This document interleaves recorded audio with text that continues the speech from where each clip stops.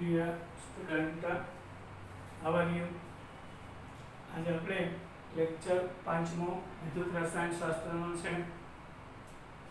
આપણે લાસ્ટ લેક્ચરમાં નન-સ્ટર સમીકરણનો અભ્યાસ કરેલો. હવે નન સમીકરણમાંથી સંતુલન અચળાંકની તારવણી વિચાર. નન-સ્ટર સમીકરણમાંથી સંતુલન અચળાંકની તારવણી કરો. નન સમીકરણ પરથી સંતુલન અચળાંક કેવી રીતે તારવી શકાય? તમને ડેનિયલ કોર્સ ભણી ગયા છો. આપણે શરૂઆતના લેક્ચરમાં પછી આપણે એકવાર વાત કરશું. ડેનિયલ કોર્સમાં ઝીંકનો સળિયો ઝીંક સલ્ફેટના દ્રાવણમાં અને કોપરનો સળિયો કોપર સલ્ફેટના દ્રાવણમાં ભરેલો છે. આ બંને કોષને જોડવા આપણે ક્ષારક સેતુનો ઉપયોગ કરીએ છીએ. આંતરિક પરિપથ, બાહ્ય પરિપથમાં વોલ્ટમીટર જે વોલ્ટેજ માપે અને વિદ્યુત વાહકતા જોઈ લો. હવે આ કોષ આપણને ખબર પ્રમાણિત સ્થિતિમાં 1.10 વોલ્ટ આપે, એટલે કે તાપમાન 25°, સાંદ્રતા 1 મોલારિટી હોય અને દબાણ 1 વાતાવરણ. અહીંયા વાયુ નથી પણ છતાંય હોય તો એને પ્રમાણિત સ્થિતિ કહેવાય. તો અહીંયા આગળ દ્રાવણ પહેલા વીજભારની દ્રષ્ટિએ તટસ્થ હતું, એટલે ધીમે ધીમે Zn માંથી Zn+2 બનવા લાગે, એટલે ઝીંકનો સળિયો ખવાતો જાય છે અને જે ઇલેક્ટ્રોન ઉત્પન્ન થાય એનોડથી કેથોડ જશે. આ ઇલેક્ટ્રોન દ્રાવણમાં રહેલા Cu+2 આયન મેળવી અને Cu માં રૂપાંતર પામે છે. હવે શું થશે? અહીંયા Zn+2 ની સાંદ્રતા વધતી જશે, અહીંયા Cu+2 ની ઘટતી જશે. તો આપણે નન સમીકરણ છે E સેલ બરાબર E અનસેલ માઈનસ 0.059/2 વિનિમય પામતા ઇલેક્ટ્રોન લો.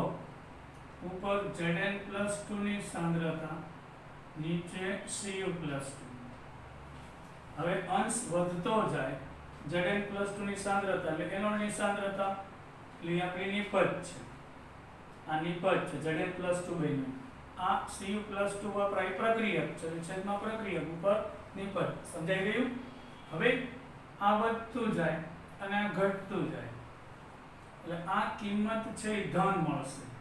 તો આપણો જે વોલ્ટેજ 1.10 હોય ને એમાંથી આ ભાગ બાદ થાય, એટલે વોલ્ટેજ ધીમે ધીમે ઘટતો જશે.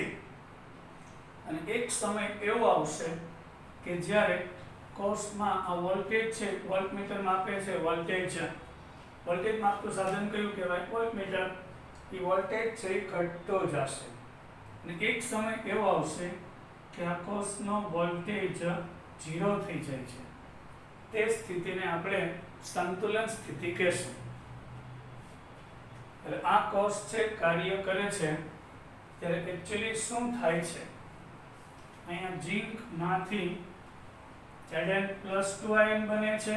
ત્યારના તો છોકરાઓ બધા ઓક્સિડેશનને કારણે ઝીંક છે એનો સળિયો ઓક્સિડેશન પામી Zn+2 બનશે.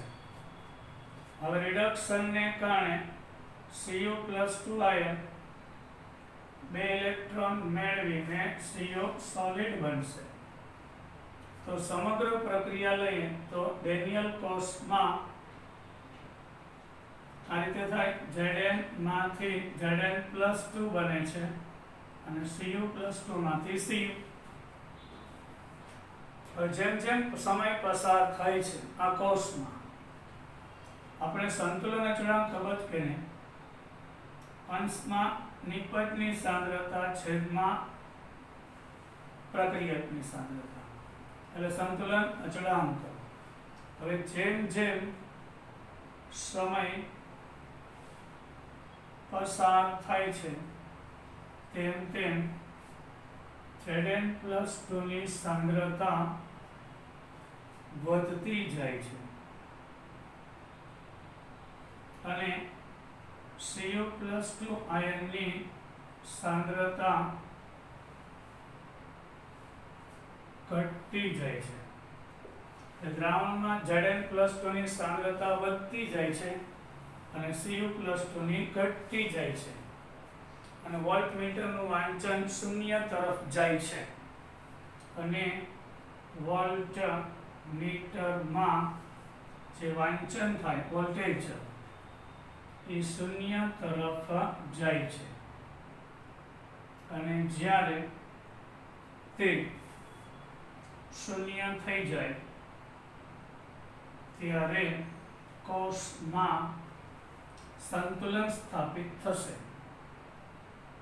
સંતુલન છે તેમ કહી શકાય, એટલે કે આપણો કોષ સંતુલનમાં આવી ગયો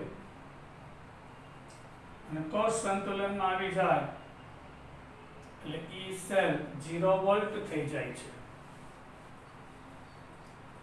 હવે આપણે જો લઈએ નંસ્ટ સમીકરણ કયું હતું? E સેલ બરાબર En સેલ માઇનસ 0.059 અપોન 2 શું કામ લીધા ખબર જ છે, ઝીંકે 2 ઇલેક્ટ્રોન ગુમાવ્યા, Cu+2 એ 2 ઇલેક્ટ્રોન મેળવેલા છે. તો આપણે આ બધું આ હતું 2.303 RT/NF યાદ છે ને, લોગ ઉપર નિપજની સાંદ્રતા એટલે એનોડના દ્રાવણની સાંદ્રતા, નીચે નિપજની સાંદ્રતા એટલે કેથોડના દ્રાવણની સાંદ્રતા લેવામાં આવે છે. હવે n બરાબર 2 વિનિમય પામતા ઇલેક્ટ્રોન n બરાબર 2 થશે અને કોષમાં E સેલ 0 થઈ જાય.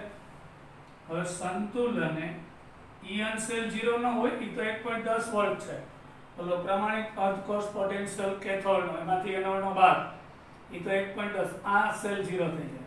સંતુલને E સેલ 0 વોલ્ટ થાય એટલે અહીં 0 મૂકી દઉં તો En cell minus 2.303 RT/2F log ઉપર Zn+2 ની સાંદ્રતા અને છેદમાં Cu+2 આયનની સાંદ્રતા થશે. હવે આપણે સંતુલન સ્થાપિત થાય એટલે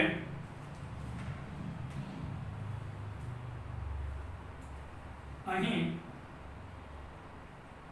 E સેલ 0 એટલે આ સંતુલન થઈ ગયું. સંતુલને Zn+2 ની સાંદ્રતા અને Cu+2 ની સાંદ્રતાનો ભાગાકાર એટલે સંતુલન અચળાંક Kc લેવાય. હવે આપણે E1 સેલની કિંમત ડેનિયલ કોષ માટે પ્રમાણિત પાછી એકવાર બતાવી દઉં તમને. E1 સેલ ડેનિયલ કોષ માટે એટલે કોપરનો રિડક્શન પોટેન્શિયલ માઇનસ ઝિંકનો એટલે +0.34 ઓલો આપણું ટેબલ છે સી ખાતે માઇનસ માઇનસ પ્લસ એટલે 1.10 વોલ્ટ થશે. આનું આપણે ખબર અચળ મૂલ્ય તાપમાન 298 કેલ્વિન હોય ત્યારે, નકર આ બદલી જાય, જો આ તાપમાન 298 કેલ્વિન ના હોય તો મૂલ્ય બદલે 298 આ બધાનો ગુણાકાર ભાગાકાર 0.059/2 થશે લોગ Kc. હવે આને અહીં લખ્યું છે, આ બાજુ લઈ જાઓ એટલે પ્લસ થઈ જશે 0.059/2 લોગ Kc બરાબર 1.10 પ્લસ 1.10 થશે. હવે લોગ આનો ભાગાકાર થશે 0.0296 થશે. હા બરાબર 0.0296 લોગ Kc બરાબર 1.10. હવે log kc ને સૂત્રમાં કરતા બનાવ્યું તો 1.10 ના છેદમાં 0.0296 મને તો મોઢે છે કેટલી બધી વાર ગણાવેલું એટલે બરાબર તમારે ગણતરી કરવી પડે 1.10 ભાગ્યા 0.0296 कर ले 37.288 આવશે હવે આપણે અહીંથી ને log દૂર કરવું છે તો ખબર બંને બાજુ એન્ટીલોગ લેતા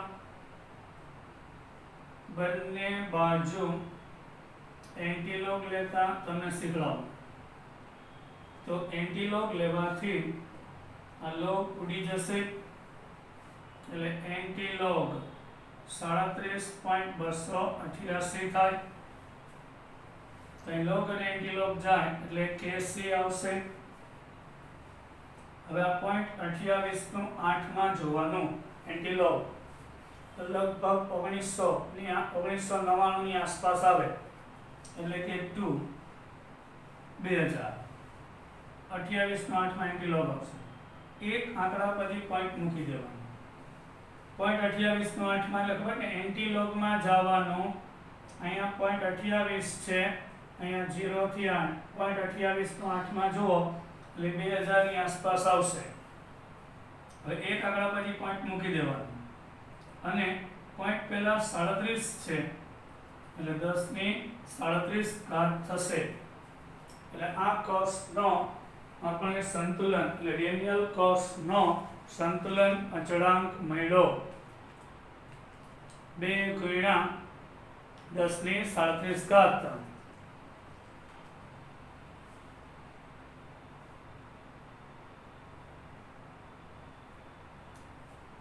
હવે આનું એક ડાયરેક્ટ સૂત્ર આપી દઉં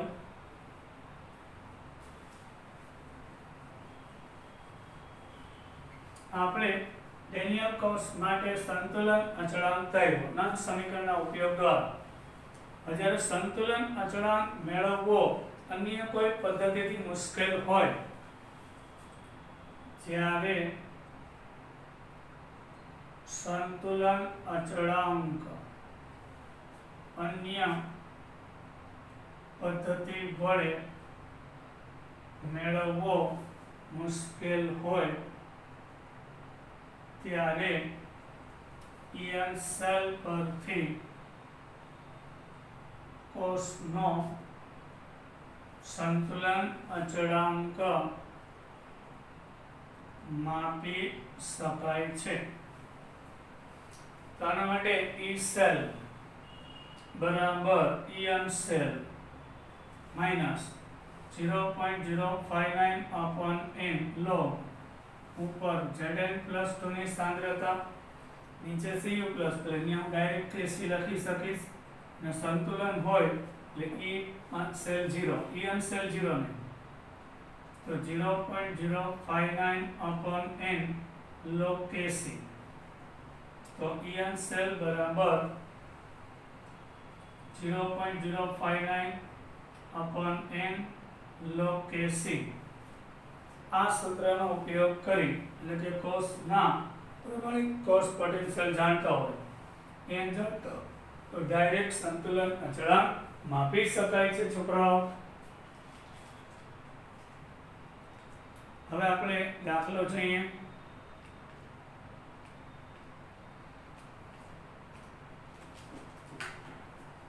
एक कोर्स प्रक्रिया हाँ टेक्स्ट बुक नो दाखलो लईए पहला 3.2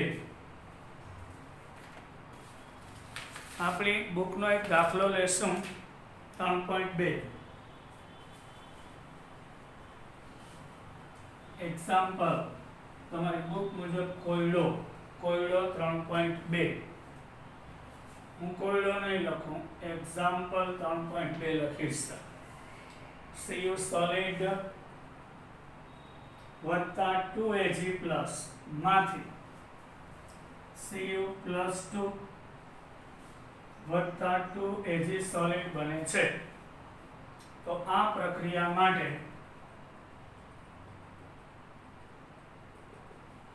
संतुलन अचळांक गम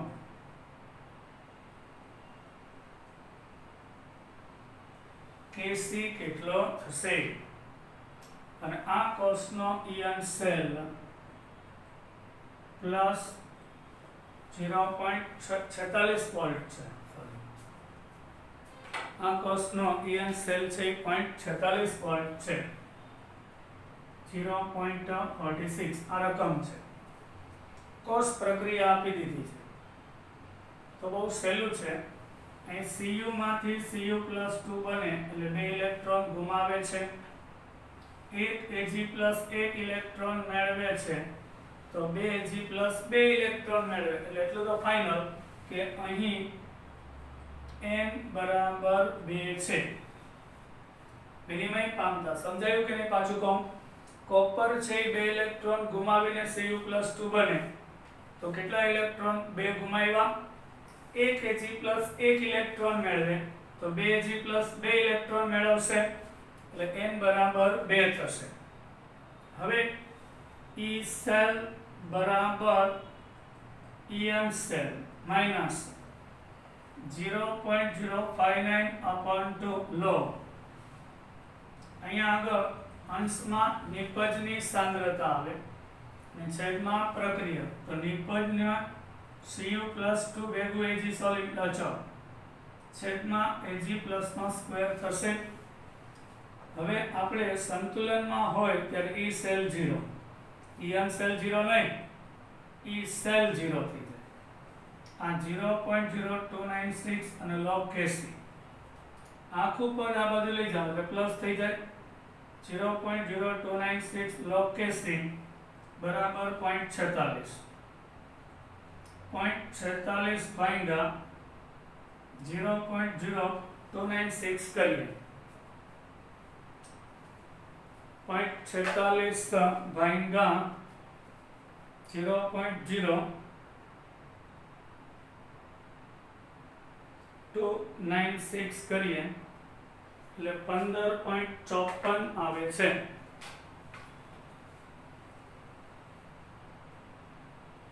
આનો ભાગાકાર. હવે શું કરવાનું? બંને બાજુ એન્ટીલોગ લેવાનું. બંને બાજુ એન્ટીલોગ લેતા Kc એટલે લોગ ઉડી જાય. લોગ અને એન્ટીલોગ. લોગ ઉડી જાય, એન્ટીલોગ 15.54 હમણાં શીખવાય. 0.54 નું 0 માં એન્ટીલોગ જોવાય. પોઈન્ટ પછીના બે આંકડા કયા છે? 54. 0.54 નું 0 માં જુઓ તો લગભગ એટલે 0.54 અને 0 માં તો 3920 ની નજીક આવશે એટલે 3920. એક આંકડા પછી પોઈન્ટ મૂકી દો. પોઈન્ટ પહેલા 15 એટલે 10 ની 15 ઘાત થશે. પાછું એકવાર એન્ટીલોગ જોયું, લોગ દૂર થઈ જાય. 0.54 નું 0 માં જોવાનું એટલે 3920 આવે. એમાં એક આંકડા પછી પોઈન્ટ મૂકી દેવાનું અને પોઈન્ટ પહેલા 15 છે એટલે 10 ની ઘાત સ્વરૂપે વયા જાય જે આપણો જવાબ થશે. આ કોષનો સંતુલન અચળાંક આટલો થશે.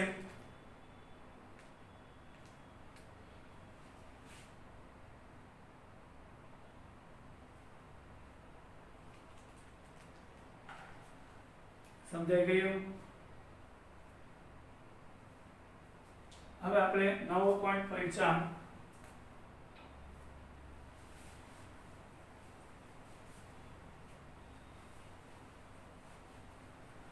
વિદ્યુત રાસાયણિક કોષ અને ગિબ્સની મુક્ત ઉર્જા. નન સમીકરણ પરથી સંતુલન અચળાંકની તારવણી અને ગણતરી જોઈ. હવે નવો પોઈન્ટ છે વિદ્યુત રાસાયણિક કોષ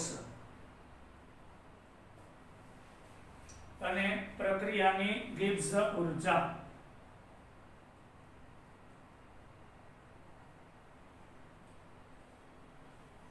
ઇલેક્ટ્રોકેમિકલ સેલ અને પ્રક્રિયાની ગિબ્સ ઉર્જાની માહિતી. 1 સેકન્ડમાં થયેલ વિદ્યુત કાર્ય. હા, રાસાયણિક કોષમાં વિદ્યુત કાર્ય થાય છે જે રાસાયણિક ઉર્જાનું વિદ્યુત ઉર્જામાં રૂપાંતરણ કરે છે. હવે વિદ્યુત કાર્ય એ વિદ્યુત પોટેન્શિયલ અને પસાર થયેલા કુલ વીજભારના ગુણાકાર બરાબર હોય છે. 1 સેકન્ડમાં થયેલું વિદ્યુત કાર્ય, ખાસ સાંભળજો. વિદ્યુત રાસાયણિક કોષ શું કરે? તો કે રાસાયણિક ઉર્જાનું વિદ્યુત ઉર્જામાં રૂપાંતર કરે. તો એક પ્રકારનું કાર્ય જ છે ને. તો 1 સેકન્ડમાં થયેલું ઇલેક્ટ્રિકલ વર્ક, આપણે એને W ઇલેક્ટ્રિકલ વિદ્યુત કાર્ય કહેશું. વિદ્યુતીય કાર્ય કે વિદ્યુત કાર્ય, વિદ્યુતીય પોટેન્શિયલ એટલે કે વોલ્ટેજ અને પસાર થયેલા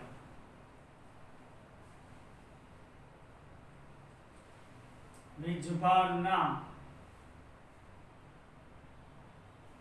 જથ્થાના ગુણાકાર બરાબર હોય છે.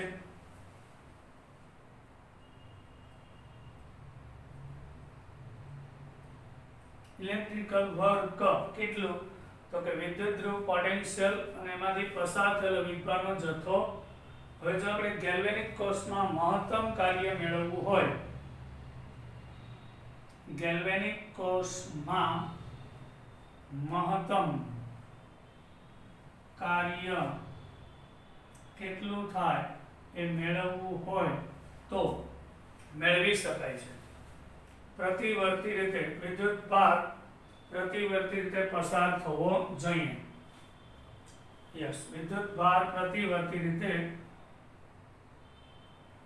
આની શરત છે, પ્રતિવર્તી રીતે પસાર થવો જોઈએ.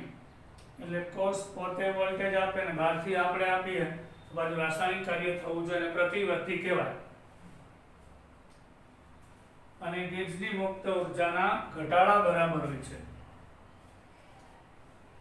ગેલ્વેનિક કોષ દ્વારા થયેલું પ્રતિવર્તી કાર્ય તેની મુક્ત ઉર્જાના ઘટાડા બરાબર હોય છે. અને આ વિદ્યુત કાર્ય કોષની મુક્ત ઉર્જામાં થતા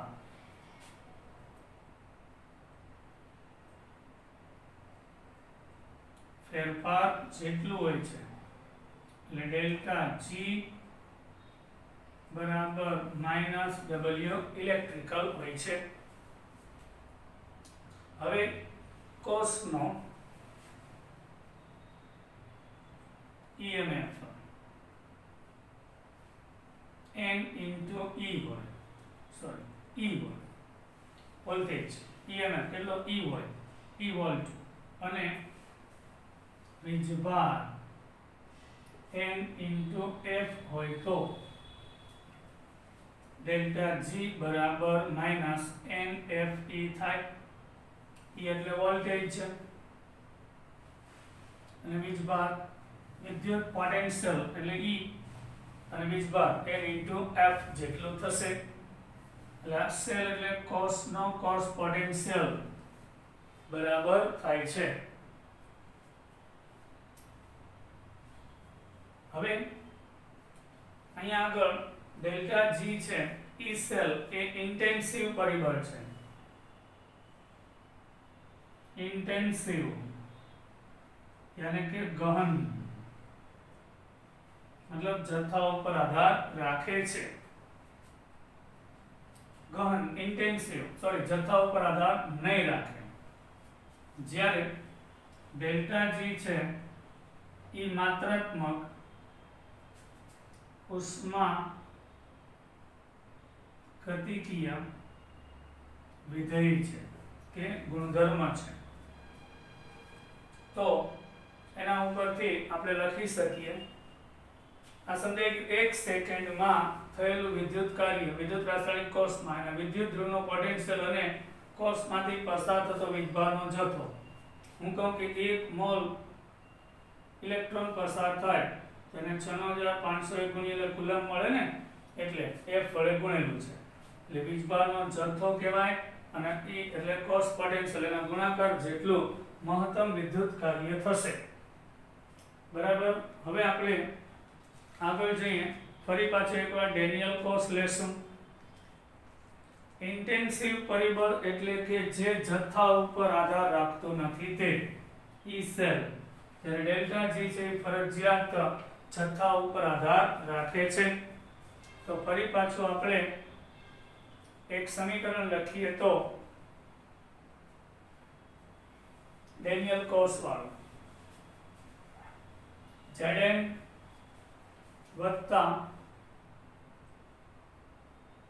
Cu+2 માંથી Zn+2 વત્તા Cu સોલિડ। અહીં વિનિમય પામતા ઇલેક્ટ્રોનના મોલ 2 છે, અહીં n બરાબર 2 છે, એટલે કે વિનિમય પામતા ઇલેક્ટ્રોનના મોલ 2 છે। તો આપણું રિએક્શન એટલે પ્રક્રિયા, કોષ પ્રક્રિયાની મુક્ત ઉર્જાનો ફેરફાર કેટલો થશે? તો વિનિમય પામતા ઇલેક્ટ્રોન 2 એટલે n ની જગ્યાએ 2 મૂકીશું, એટલે 2Fe સેલ જેટલું થશે।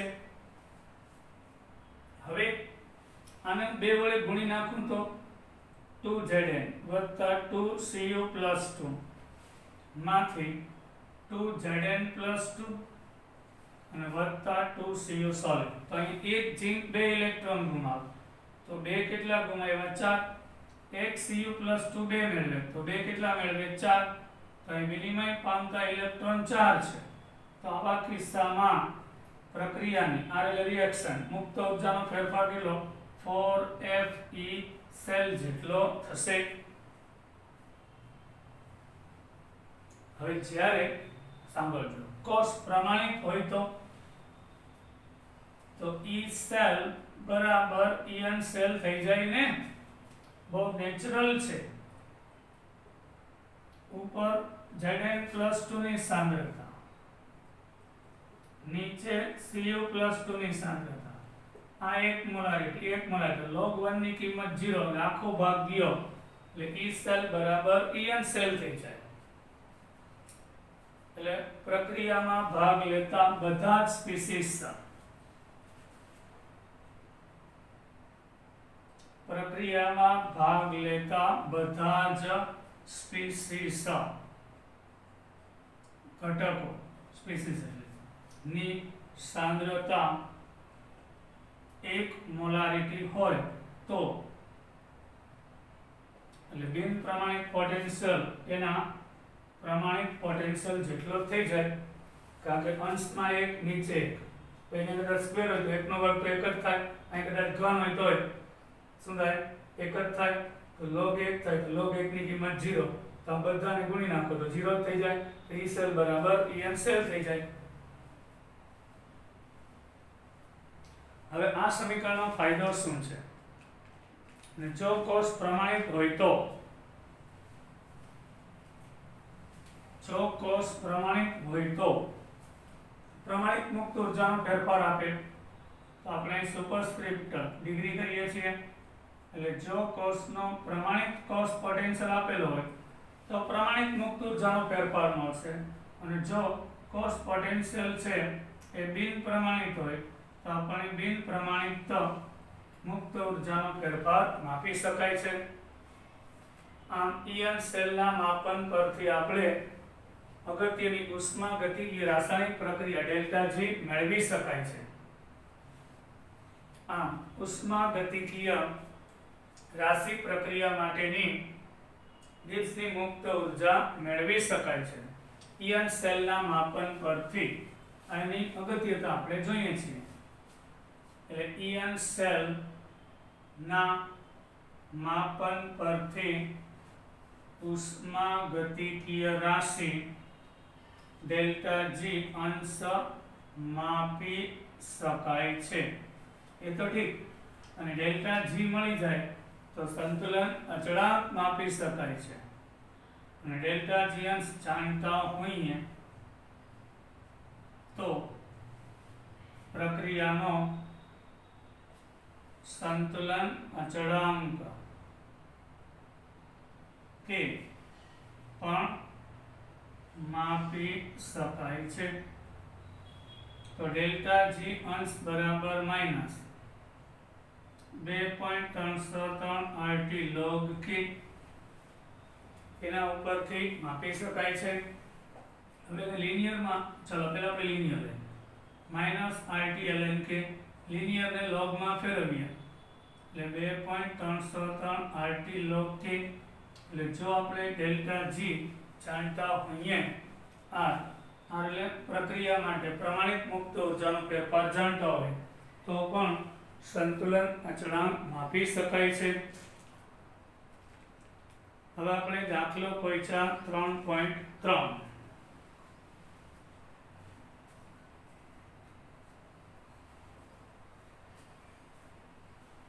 એક્ઝામ્પલ નંબર ટેક્સ્ટ બુકમાં દાખલો 3.3 કોયડો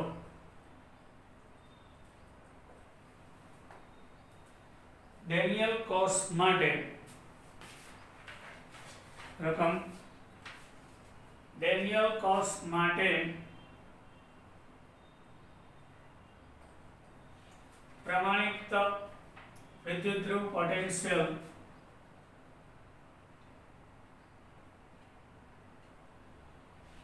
એટલે કે વોલ્ટેજ 1.10 વોલ્ટ છે અને પ્રક્રિયા Zn સોલિડ ડેનિયલ કોસની પ્રક્રિયા તો મોડે થઈ ગઈ. Zn Cu+2 માંથી Zn+2 Cu સોલિડ. આ પ્રક્રિયા માટે પ્રમાણિત ગિબ્સ ઉર્જા ગણો.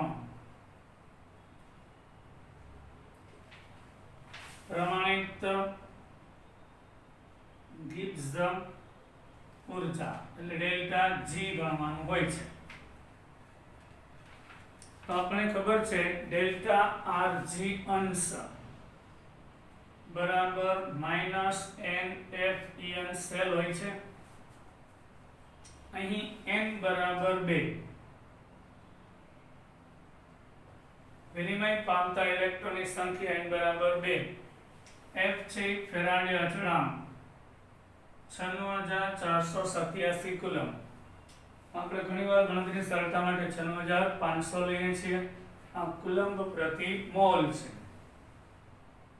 એટલે 1 મોલ ઇલેક્ટ્રોનનો વીજભાર. En સેલ રકમમાં આપેલું છે 1.10 વોલ્ટ. તો ડાયરેક્ટ સીધું સૂત્ર જ છે. હવે જો પ્રક્રિયા માટે પ્રમાણિત મુક્ત ઉર્જાનો ફેરફાર n બરાબર 2 લઈશ. એ 2 કેમ લીધું? Zn માંથી Zn+2 બને છે, Cu+2 માંથી Cu એટલે 2 ને 2 4 નહીં લેવાના. આને જે 2 ઇલેક્ટ્રોન ગુમાવ્યા એ આને 2 મેળવા. F ફેરાડે અચળાંક 96487 અને E અંશ સેલ 1.10 વોલ્ટ છે. તો 2 ગુણ્યા 96487 ગુણ્યા 1.1 તો એનો ગુણાકાર આવશે છોકરાઓ 2 ગુણ્યા 96487 ગુણ્યા 1.10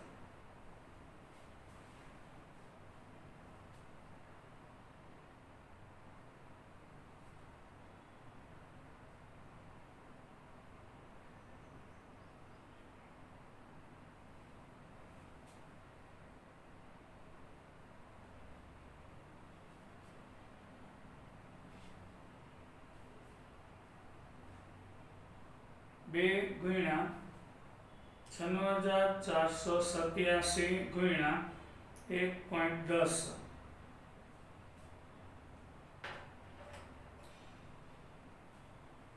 271 બુકમાં ભૂલ છે. અહીંયા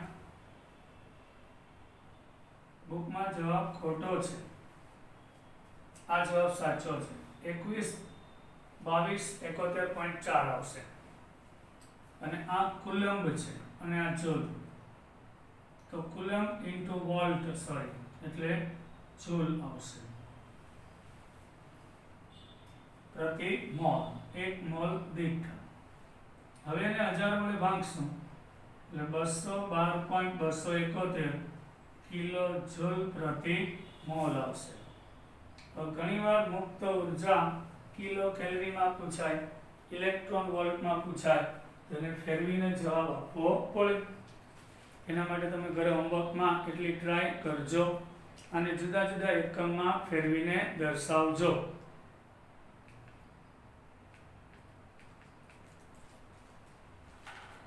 સમજાય છે? આને હોમવર્કમાં શું કરવાનું, કિલો જૂલને જો તમે કીધું તમારો હોમવર્ક આ આન્સરને કેલરીમાં, કિલો કેલરીમાં અને ઇલેક્ટ્રોન વોલ્ટમાં ફેરવીને બતાવજો.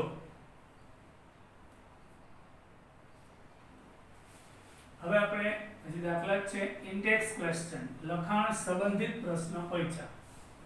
ઇન્ટેક્સ ક્વેશ્ચન લખાણ સંબંધિત પ્રશ્ન. એમાં પહેલાની રકમ લખું છું.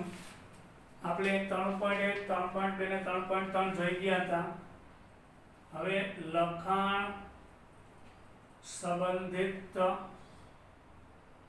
પ્રશ્નોમાં 3.4 પૂછ્યા. કોયડો ને pH બરાબર 10 વાળા, pH 10 વાળા દ્રાવણ સાથે સંપર્કમાં રહેલા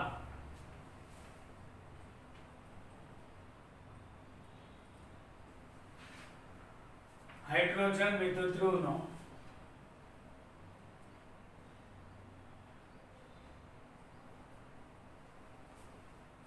પોટેન્શિયલ ગણો.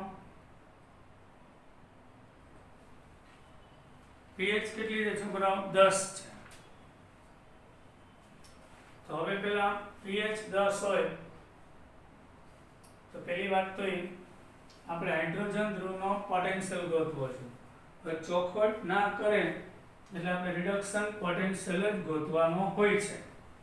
ઓક્સિડેશન પોટેન્શિયલ નહીં, માત્ર રિડક્શન પોટેન્શિયલ જ ગોતીશું.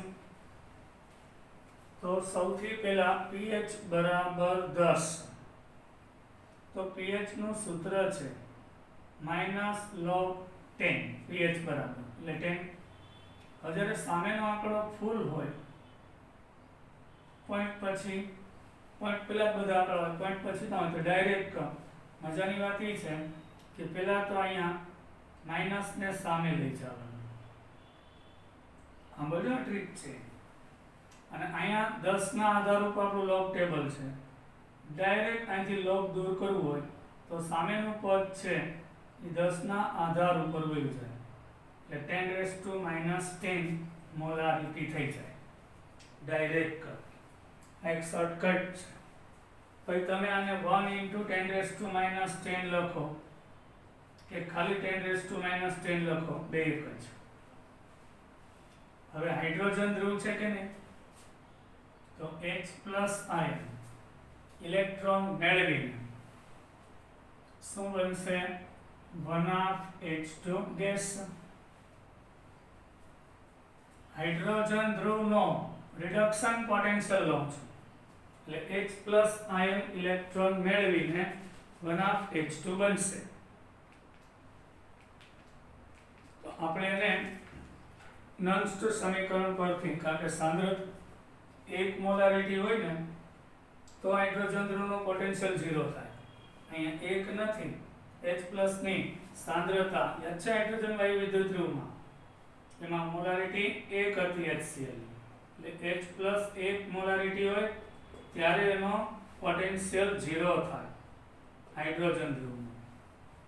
તો અહીંયા 1 નથી, બદલશે.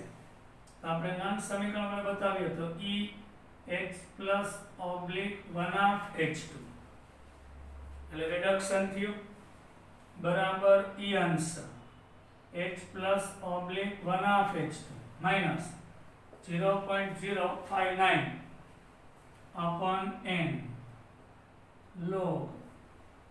આ ગેસ છે એટલે એને 1 લઈ લેશું. આ એક્વિયસ છે એટલે છેદમાં H+ આવશે. હવે પ્રમાણિત રિડક્શન પોટેન્શિયલ હાઇડ્રોજનમાં 0 જ હોય અહીંયા n બરાબર 1 આવશે વિનિમય પામતા ઇલેક્ટ્રોન log H પ્લસ ની સાંદ્રતા 10⁻⁻10 છે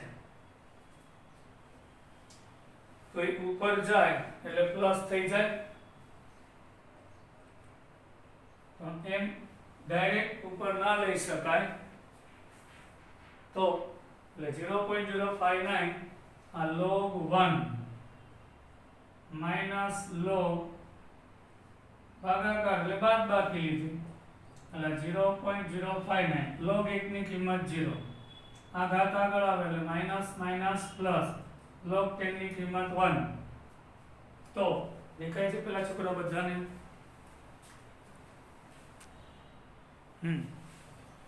પાછું એકવાર કહી દઉં આ 0 આ સૂત્ર છે રિડક્શન પોટેન્શિયલ હાઇડ્રોજનનું રિડક્શન આ બિન પ્રમાણિત રિડક્શન પોટેન્શિયલ આ પ્રમાણિત અર્ધ કોષ 0.059 અંશમાં વાયુ છે એટલે 1 લેવાય એકવા બે સમાનમાં ગેસની 1 લઈ લે aqueous નીચે લીધે -10 log 1 minus log 10 log 1 ની કિંમત 0 આ ઘાત આગળ આવે એટલે -10 માઈનસ માઈનસ પ્લસ થઈ જાય તો 0.059 minus 0.059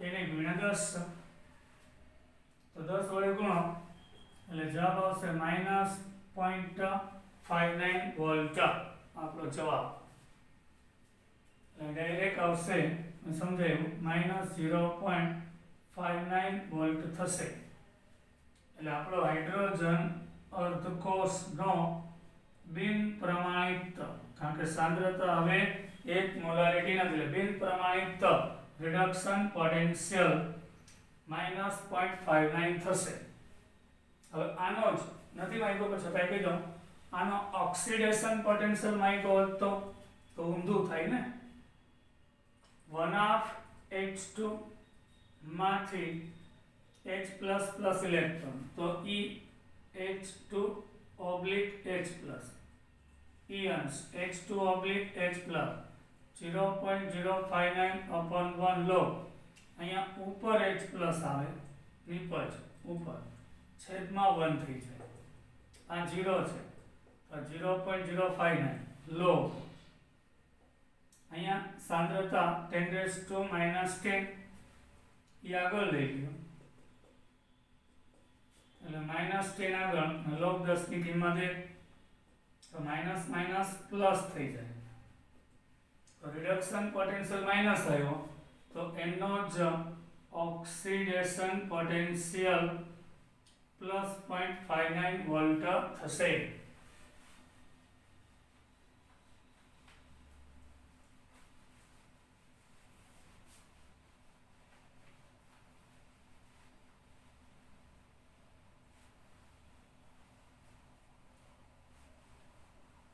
હવે આપણે દાખલો 3.5 ઇન્ટેક્સ ક્વેશ્ચન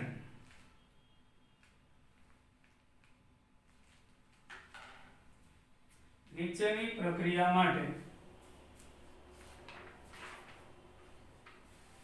દાખલો 3.5 નીચેની પ્રક્રિયા માટે EMF ગણો એટલે કોસ પોટેન્શિયલ વોલ્ટેજ ગણો EMF વિદ્યુત ચાલક બળ પ્રક્રિયા આપી છે Ni સોલિડ વત્તા 2Ag plus 0.002 molarity gives the Ni plus 2 0.16 molarity અને પ્લસ 2Ag સોલિડ તો અને EN સેલ આપ્યું છે 1.05 વોલ્ટ એટલે પ્રમાણિત કોસ પોટેન્શિયલ 1.05 વોલ્ટ આપેલું છે તો આપણે પહેલા નન્સ્ટ સમીકરણનો ઉપયોગ કરીએ E સેલ ગોતવો છે બિન પ્રમાણિત અને ઓમે ખબર પડે બિન પ્રમાણિત કોસ છે કેમ ખબર પડે અહીંયા સાંદ્રતા 1 મોલારિટી નથી એટલે કોસ બિન પ્રમાણિત હશે રેનોલ્ડ સમીકરણ વાપરવું પડે કે E સેલ બરાબર En સેલ 0.059 upon 2 થશે. કેમ? Ni માંથી Ni+2 બે ઇલેક્ટ્રોન ગુમાવશે. એક Ag+ 1 ઇલેક્ટ્રોન મેળવે તો 2Ag+2 એટલે n બરાબર 2 લો. અંશમાં નિપજની સાંદ્રતા છેદમાં પ્રક્રિયકની સાંદ્રતા પણ અહીં સ્ક્વેર આવે કારણ કે 2 મોલ છે એટલે Ag+ નો સ્ક્વેર આવશે. En સેલ આપી દીધું છે 1.05 આનો ભાગાકાર આવશે 0.0296 લો. નિકલ+2 ની સાંદ્રતા 0.16 આ 0.002 નો સ્ક્વેર એટલે 1.05 માઈનસ 0.0296 log 0.16 ના છેદમાં 0.002 નો સ્ક્વેર થશે. એટલે આમ થશે log 0.16. અહીંયા આ કેટલું થાય 2 ગુણ્યા 10 ની -3 ઘાત એનો સ્ક્વેર થાય. 2 ગુણ્યા પોઈન્ટ આવી જાવ ને 2 ગુણ્યા 10 ની -3 ઘાત એટલે આ અંશ છે ને છેદ છે એનાથી બાદ થાય. હવે આ 0.0296 અહીંયા પોઈન્ટ પહેલા એક આંકડો આમ ના કરાય અને 1.6 10 ની -1 ઘાત કરી નાખાય એટલે સહેલું પડે. અહીંયા log 2 નો ઘન 8 થશે સરવાળો log અહીં -6 થશે 2 નો ઘન 8 log માં ગુણાકાર એટલે સરવાળો 10⁻⁻6 1.05 minus 0.0296 હવે log 1.6 વત્તા log 10⁻⁻1 આ બધું બ્રેકેટમાં માઈનસ log 8 ની કિંમત જોવાની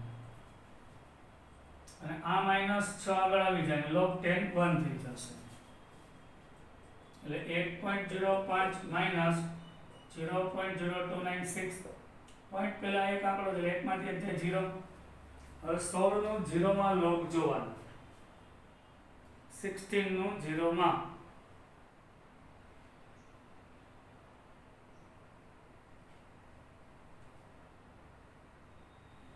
એક 1.2041 થશે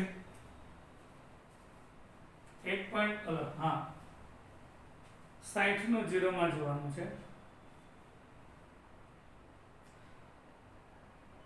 16 નું 0 માં જોવાનું છે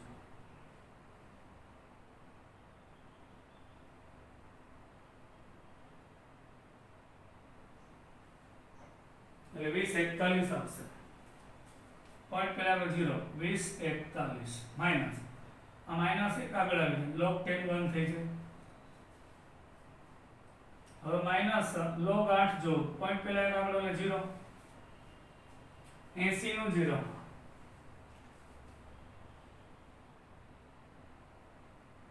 80 નું 0 માં જોશું પોઈન્ટ 39 આવશે પોઈન્ટ 9030 -6 હવે એક માંથી પોઈન્ટ 2021 જાય હવે અહીં લખું છું આ 0.0296 એક માંથી પોઈન્ટ 2021 જાય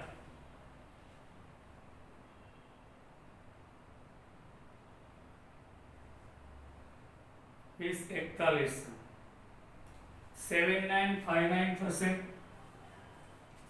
પોઈન્ટ 7959 પણ માઈનસ આવશે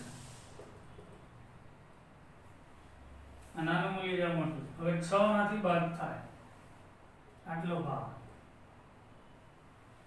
6 માંથી પોઈન્ટ 39 બાદ થાય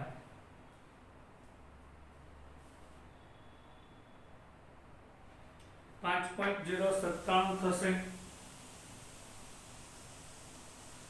માઈનસ બુકમાં ડાયરેક્ટ આપેલું છે એટલે આ વ્યવસ્થિત તમને ગણતરી બતાવું છું. માઇનસ માઇનસ પ્લસ થઈ જાય એટલે 5.097 માંથી 0.7959 બાદ થાય. 5.097 માંથી 0.7959 બાદ કરો 4.30 થશે.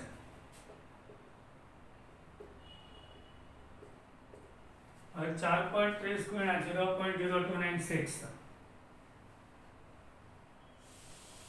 4.30 ગુણ્યા 0.0296 એટલે 0.127 થશે. બુકમાં આટલું બધું કાપી નાખ્યું હતું એટલે 0.13 લઈ લઈએ. એટલે બોલો જવાબ આવશે 0.13 બાદ કરો એટલે જવાબ આવશે 0.92 વોલ્ટ આવશે 0.92. આટલી ગણતરી કરવી પડે વ્યવસ્થિત. બુકમાં જે છે એમ સ્ટેપ નહીં ચાલે. બધાને દાખલો દેખાય છે ને બરાબર? ઓકે, આપણે અહીં સુધી આજે રાખીએ. જય હિન્દ. ફરી પાછા કાલે મળીશું. મજા આવી હશે. હોમવર્ક મોકલતા રહેજો. તબિયત સાચવજો. જય હિન્દ.